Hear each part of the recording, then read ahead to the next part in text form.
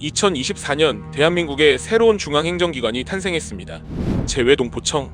전 세계 750만 재외동포 정책을 총괄하는 범정부 컨트롤타워. 그 위치는 인천광역시로 확정됐습니다. 그런데 이상한 일이 벌어졌습니다. 청장이 취임하자마자 서울 이전을 검토하겠다고 말한 겁니다. 마치 새로 이사온 세입자가 집주인에게 이 집 구조 마음에 안 드니까 리모델링하겠다고 선언한 격입니다. 더 이상한 건 이 발언에 아무도 제동을 걸지 않았다는 겁니다. 외교부는 침묵했고 정부 차원에서는 보류된 것으로 안다며 말을 흐렸습니다.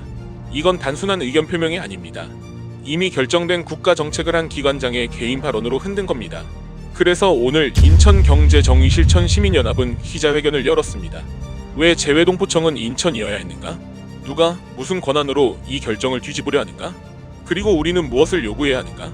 지금부터 시작합니다. 검토하겠다는 말 듣기에는 참 합리적입니다. 문제를 살펴보고 더 나은 방향을 찾겠다는 뜻 아닐까요? 하지만 이 사안은 다릅니다. 재외동포청의 인천 유치는 이미 정부 공식 절차를 거쳐 확정된 사안입니다. 2023년 2월 재외동포청 신설담은 정부 조직법 개정안 국회 본회의 통과 후 2월 3월 국무회의 의결 및 법안 공포, 4월 당정 협의, 5월 최종 소재지 발표, 6월 재외동포청 공식 출범. 모든 과정이 끝났습니다. 법적으로, 행정적으로, 상징적으로. 그런데 2025년 9월 새로 취임한 김경엽 재외동포청장이 이렇게 말했습니다. 서울 이전을 검토하겠다. 인천경실련 김현옥 공동대표는 이렇게 말했습니다. 이는 경솔함을 넘어서 정부와 외교부가 청 소재지로 인천을 결정한 절차적 정당성을 무시하는 망언이자 오월권입니다. 이건 아직 논의 중인 사안이 아닙니다. 결정된 국가 정책을 기관장이 개인 발언으로 흔든 겁니다. 더 큰 문제는 이 발언의 성격입니다. 이건 정책 검토가 아니라 권한과 절차의 문제입니다. 재외동포청장은 소재지를 결정하는 권한이 없습니다. 그건 정부 조직법, 국무회의, 대통령의 영역입니다. 그럼에도 불구하고 청장은 마치 자신에게 그 권한이 있는 것처럼 발언했고 외교부는 침묵했으며 정부는 사실상 방치했습니다. 이 시점에서 우리는 질문해야 합니다. 이건 정말 검토일까요? 아니면 이미 끝난 게임의 룰을 바꾸려는 시도일까요? 많은 사람들이 오해합니다. 재외동포청이 인천에 간 건 정치적 배려 아니었나? 서울이 더 낫지 않았을까? 하지만 진실은 정반대입니다. 인천 유치는 정치적 배려가 아니라 외교적 판단이었습니다. 사실 외교부는 초기에 재외동포청 설립 자체를 강하게 반대했습니다. 왜일까요? 중국과 러시아의 반발 때문입니다. 재외동포청의 주요 업무는 전 세계 한민족 디아스포라를 지원하는 것입니다. 그런데 여기에는 중국 조선족, 러시아 고려인도 포함됩니다. 한국 정부가 조선족과 고려인을 지원하는 것에 중국과 러시아는 매우 민감한 반응을 보였습니다. 외교적 갈등을 빚을 수 있다는 우려였습니다. 그래서 외교부는 고민했습니다. 서울이라는 수도 상징성이 오히려 외교적 부담이 될 수 있다는 판단이었습니다. 서울은 대한민국의 정치 외교행정 중심지입니다. 재외동포청이 서울에 있으면 중국과 러시아는 이를 정치적 도발로 해석할 가능성이 높습니다. 그래서 인천 지역 시민단체가 제안했습니다. 서울은 대한민국의 수도라는 상징성 때문에 외교적 마찰 가능성이 더 클 수밖에 없습니다. 이러한 마찰을 피할 수 있고 동포들의 접근 편의성도 좋은 외교적 완충지는 인천만 한 최적지가 없습니다. 인천은 서울과 붙어 있지만 수도는 아닙니다. 국제공항과 항만이 있어 접근성이 뛰어나지만 외교적 상징성은 서울보다 낮습니다. 인천은 밀려난 선택지가 아니라 가장 계산된 선택지였습니다. 하지만 이 사실을 아는 사람은 많지 않습니다. 그리고 그래서 서울이 더 낫지 않냐는 말이 쉽게 나올 수 있습니다. 그런데 정말 그럴까요? 다음 장에서 이어집니다. 재외동포청이 인천에 있어야 하는 이유. 단순히 외교 리스크 회피만은 아닙니다.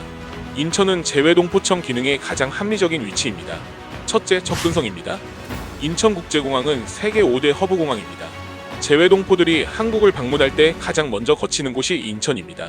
둘째, 외교 리스크 관리입니다. 앞서 말했듯 서울은 수도 외교 리스크가 있습니다. 인천은 수도권이지만 수도가 아니기 때문에 외교적 완충 효과를 가집니다. 셋째, 상징성의 균형입니다.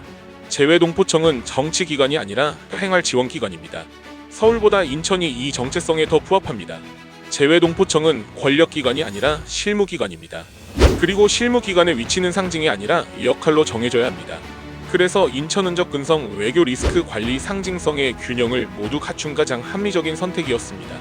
인천 지역 시민단체는 단순히 지역 이기주의로 인천을 주장한 게 아닙니다. 외교부가 안고 있는 외교적 곤란함까지 고려한 국익을 위한 충정이었습니다. 그런데 이 논리가 낯설게 느껴지시나요? 그렇다면 다음 사례를 보시죠. 질문 하나 드리겠습니다. 해양경찰청은 왜 인천에 있을까요? 바다 근처니까? 맞습니다. 하지만 그게 전부는 아닙니다. 해양경찰청이 인천에 있는 이유는 북방한계선 NLL 배타적 경제수역 EEZ 북중 접경 해역 때문입니다. 인천 앞바다는 북한과는 북방한계선 NLL로 중국과는 배타적 경제수역 EEZ로 맞닿아 있습니다. 언제든 직접적 군사적 해상 충돌이 우려되는 지역입니다. 서해 5도, 연평도 포격, 중국 어선의 불법 조업, 모든 문제가 인천 앞바다에서 벌어집니다. 그래서 해양경찰청은 인천에 있어야 합니다. 서울에 있으면 안 됩니다. 왜일까요? 해양경찰이 신속하게 완충 역할을 하려면 해양경찰청은 인천에 소재할 수밖에 없기 때문입니다. 국가기관의 위치는 상징이 아니라 역할로 정해집니다. 해양경찰청이 인천에 있는 이유는 전면 충돌이 아니라 완충입니다. 서울에 있으면 정치적 상징성이 너무 강합니다. 하지만 인천에 있으면 실무적 대응과 외교적 유연성을 동시에 확보할 수 있습니다. 제외동포청도 정확히 같은 논리입니다. 마치 대한민국 해양 영토를 수호하는 해양경찰청이 인천에 있듯이 제외동포를 지원하는 제외동포청도 외교적 완충지 인천에 있어야 합니다. 이제 이해가 되시나요? 그런데 왜 이 합리적인 결정을 한 사람의 발언이 흔들 수 있었을까요? 다음 막에서 그 이유를 찾아보겠습니다. 김경엽 제외동포청장의 발언 다시 한번 정리하겠습니다. 서울 이전을 검토하겠다. 이 발언의 문제는 서울이 좋으냐 인천이 좋으냐가 아닙니다. 문제는 권한입니다. 제외동포청장은 소재지를 결정하는 권한이 없습니다. 중앙행정기관의 소재지는 정부 조직법, 국무회의, 대통령의 영역입니다. 청장은 집행 책임자일 뿐 정책 결정권자가 아닙니다. 예를 들어볼까요? 당신이 회사에 입사했습니다. 회사 위치는 강남입니다. 이미 사무실 계약도 끝났고 직원들도 출근하고 있습니다. 그런데 새로운 팀장이 이렇게 말합니다. 이 사무실 여의도로 옮기는 거 검토하겠습니다. 이게 말이 됩니까? 이건 의견 표명이 아니라 월권입니다. 더 심각한 건 이 발언이 절차적 정당성을 무시했다는 점입니다. 제외동포청 인천 유치는 관련법 개정안 국회 본회의 통과 후 국무회의 의결, 당정 협의 등을 거쳐 확정됐습니다. 이건 개인이 번복할 수 있는 사안이 아닙니다. 인천경실련 김현옥 대표의 말처럼 이는 정부와 외교부가 청 소재지로 인천을 결정한 절차적 정당성을 무시하는 망언이자 월권입니다. 그래서 이 문제의 핵심은 서울 vs 인천이 아닙니다. 이건 이전 문제 이전에 권한을 넘은 문제입니다. 그런데 더 큰 문제가 있습니다. 이 발언을 관리 감독해야 할 기관이 아무것도 하지 않았다는 것입니다. 제외동포청은 외교부 소속입니다. 외교부는 상위기관입니다. 그렇다면 외교부는 무엇을 했을까요? 아무것도 하지 않았습니다. 김경엽 청장의 발언 이후 외교부는 단 한 번도 공식 입장을 내지 않았습니다. 보류된 것으로 안다는 간접화법으로 사태를 방치했을 뿐입니다. 명확한 조사도 없었습니다. 발언 경위 설명도 없었습니다. 책임자 문책도 없었습니다. 왜 외교부는 침묵했을까요? 세 가지 가능성이 있습니다. 첫째, 관리 능력이 없다. 둘째, 의지가 없다. 셋째, 이미 묵인하고 있다. 어느 쪽이든 외교부의 책임은 막중합니다. 문제를 만든 사람보다 방치한 사람이 더 위험할 수 있습니다. 김경엽 청장이 발언했다면 외교부는 즉시 정정하고 책임을 물었어야 합니다. 하지만 외교부는 침묵했고 그 침묵은 묵인으로 해석될 수밖에 없습니다. 그리고 그 결과 이미 끝난 정책이 다시 검토 대상이 돼버렸습니다. 더욱 아이러니한 건 외교부는 인천 시민들의 제안 덕분에 자신들이 안고 있던 외교적 곤란함을 해결할 수 있었다는 사실입니다. 인천 시민들은 외교부의 고민을 이해하고 국익을 위한 충정으로 인천을 제안했습니다. 외교부는 이러한 인천 시민의 국익을 위한 충정에 감사해야 합니다. 그런데 지금은 어떻습니까? 감사는커녕 방치하고 있습니다. 이건 단순히 한 기관의 문제가 아닙니다. 국가 정책이 얼마나 가볍게 흔들릴 수 있는지를 보여주는 사례입니다. 그렇다면 이 문제의 본질은 무엇일까요? 다음 막에서 마무리하겠습니다. 제외동포청 서울 이전 논란, 그 밑바닥에는 하나의 사고방식이 깔려 있습니다. 지역은 언제든 바꿔도 되는 옵션이다. 중앙이 결정하면 지역은 따라야 한다. 중앙이 번복하면 지역은 받아들여야 한다. 결정은 중앙이 하고 부담은 지역이 지는 구조. 이게 바로 이번 사태의 본질입니다. 제외동포청 인천 유치는 단순히 건물 하나 짓는 문제가 아니었습니다. 인천시는 2년 넘게 준비했습니다. 부지를 선정하고 예산을 편성하고 시민들과 합의했습니다.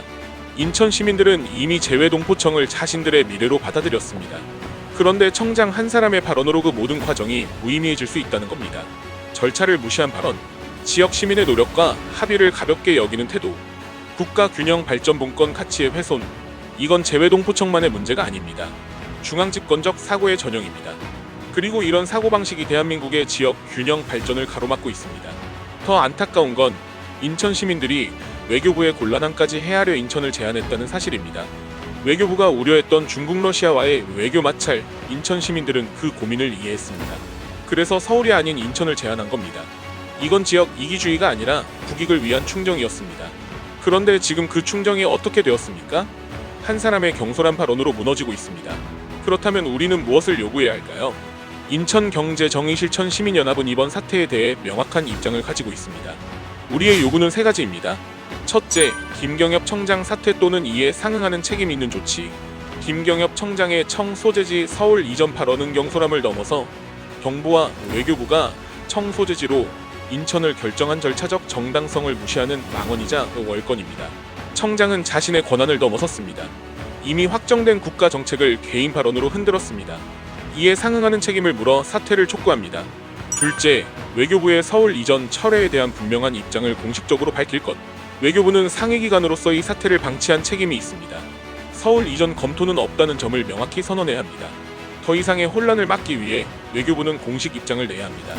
외교부는 인천 시민들의 국익을 위한 충정에 감사해야 합니다. 그리고 그 감사를 행동으로 보여야 합니다. 셋째, 김경엽 청장과 관계자에 대한 특정 감사 실시. 이 발언이 어떻게 나왔는지, 외교부는 왜 방치했는지, 정부는 무엇을 했는지. 외교부는 작금의 재외 동포청 서울 이전 논란을 일으킨 김 청장과 관계자를 특정 감사해야 합니다.